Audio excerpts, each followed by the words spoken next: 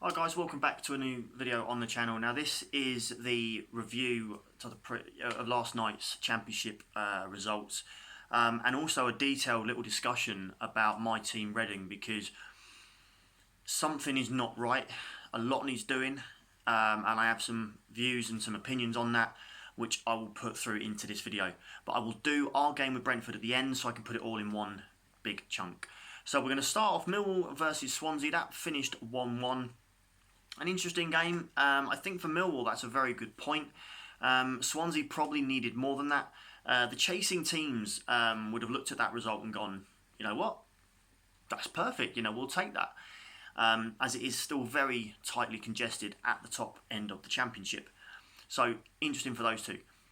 Barnsley 2, Blackburn Rovers 0.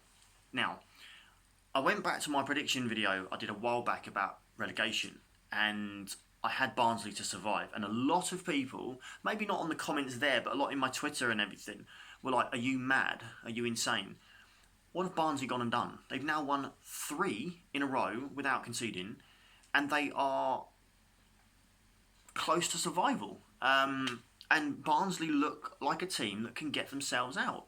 And the Barnsley fans must be thinking, where has this been all season? So fair play to them, amazing result. And for Blackburn, that doesn't help their playoff push, but it doesn't put them out of it, it just doesn't help. But that for Barnsley is a massive result for them, and it could really cause problems for other teams. So Cardiff City 0, Charlton Athletic 0. A wonderful result for Charlton, a very hard place to go, Cardiff, not an easy place to get results. And they've gone there and they've got themselves a very creditable 0-0 draw. For Cardiff, a little bit like Blackburn's defeat, that doesn't help their promotion aspirations. It doesn't stop them, there's still a few games to go, but it doesn't help them either. So, an interesting result there. Reading Brentford, I'll come on to at the end. Queen's Park Rangers 1, Fulham 2. That's a huge turnaround for Fulham. Queen's Park Rangers scored after literally 52 seconds with the first attack, so that was interesting. And then obviously Fulham have got themselves back into the game, and then they found that winner. And it was a wonderful goal as well. So for Fulham, that takes the pressure off them a little bit. It pushes them towards second place, and obviously that puts that pressure on West Brom tonight. Just on that, I have done a prediction video for tonight's games in the Premier League and the Championship. Feel free to go and check that out as well. So for Fulham, like I say, that's a great result. And for Queen's Park Rangers, they're pretty much safe on the beach, but they don't want too many more defeats. Leeds United 1, Luton Town 1. Now, that's massive congratulations to Luton Town. That's a huge, huge result for them in their bid for survival. Going to Leeds, nobody gave them a hope. I think every single accumulator last night got busted by that result. No minded. So massive congratulations to Luton there. For Leeds, it's not a brilliant result after getting that wonderful result against Fulham to then go and get a draw. Are they starting to stutter? Maybe, but I think they're going to just about do enough to make the Premier League. So I can see myself doing a congratulations Leeds video very soon, but not the best result for either. So Wigan Athletic versus Stoke City. Now, the news broke this morning that Wigan Athletic have gone into administration, so we wish them all the best with that and hope that they can get it resolved. On the pitch, a 3-0 win against Stoke, a wonderful result for them. Their survival, like Barnsley's, is looking assured. But for Stoke, it's starting to look a little bit worrying for them, despite some of the results they've got recently. So guys, that leads me on to the last game of last night, and that is Reading 0, Brentford 3.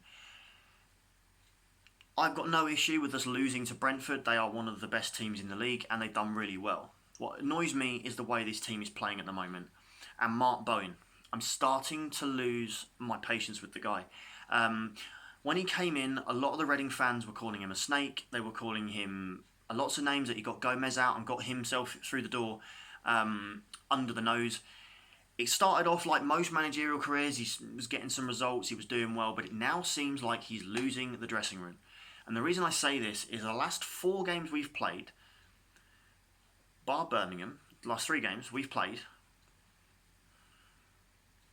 he's come out with exactly the same excuse. We're dominating possession, but we're not getting the rewards.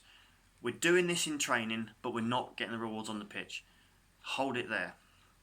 If you are spending all this time in training, coaching them, telling them what to do, then they're not doing it on the pitch. They're not listening to you in training. If they're not listening to you, you're losing the dressing room. The players are losing confidence in your ability to coach them. Bowen has never been a manager. He's always been an assistant.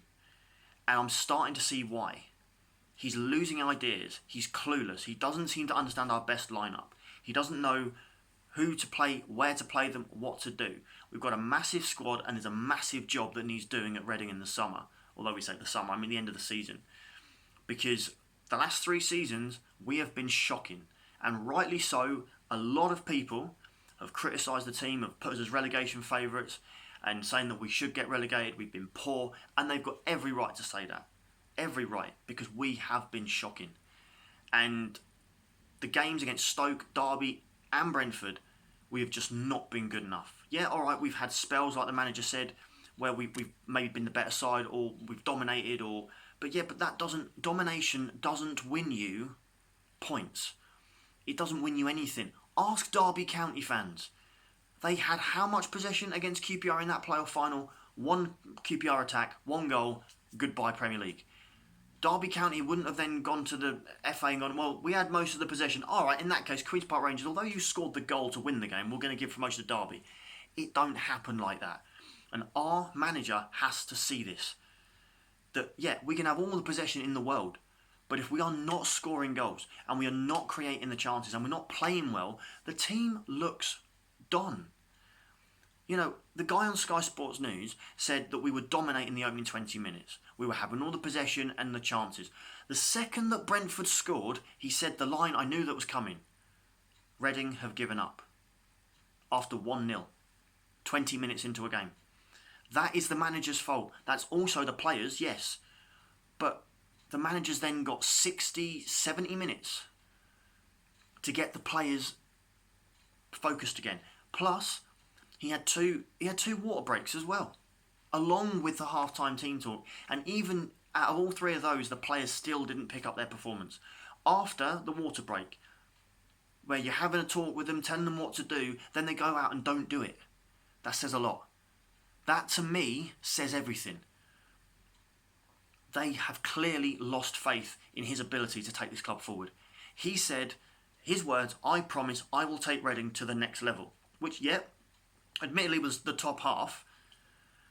But he's taken us straight back to where we were under Stam, where we were under Gomez, and the last few managers that we've had. The other problem at Reading is the ownership. The owners, they feel like ghost owners. They don't seem to talk to the fans. They don't come out and let the fans know what's going on. We don't even know really who our owners are. Are they the Asian lot? Are they the Thai lot? What's going on? And at the moment, it is a shambles. And it is worrying. This summer, we are going to potentially lose a lot of our big players. The likes of John Swift, Moore might go, Puskas might go, Baldock, we are going to lose a lot of the players. And we are going to become, yet again, another weak club. And we are going to end up facing another season. We'll support them. We'll always support them. But we will be facing another season in the relegation fight. And that's not where I want to see Reading. I understand, and I've always understood it. I've supported the club for 30 years. We're not a massive club. We're not a big club. I get that. I'm not saying that we should be in the Premier League every single season. I'm not a deluded Reading fan. I understand the size of my football club. But you want to see the team make an effort. I'm not saying that I want Reading to win the title every single season or get promotion every season or win every single game. What I want to see is passion, pride of playing for the club. Everybody that supports a football team on my channel, whatever football team you support, you would give anything to play for your football team and have the skill and the ability. But these players don't seem to get that. And at the moment, the management, I don't think it's working. And if someone asked me directly now, would I sack Bowen? Yes, I would. 100%. Because we've got 6 games left. 7 games maybe left. And this man, I can't see us getting a result. Okay, no mullet now, we'll go and beat Luton at the weekend. But it doesn't matter what he does for the rest of the season. I think his time at Reading is done. But that's just my opinion. So guys, like I say, it was a really poor defeat for Reading last night. But well done to Brentford. fantastic win for you. Obviously, that takes them closer to second place. So sorry about the little run there, but I had to get my opinions out. Let me know in the comments if you're a Reading fan what you think about the club and Mark Bowen, and would you keep him or not. Guys, it's a difficult time. Well, anyway, guys, thank you very much for sticking with this video and watching it, hopefully to the end, if you were able to. Obviously, I found somewhere new to put my phone, so it's making the videos a little bit better. So thank you very much for watching, guys. All the best again to your teams over the week, and I'll be back with more predictions very soon. All right, you take care, guys. Thank you.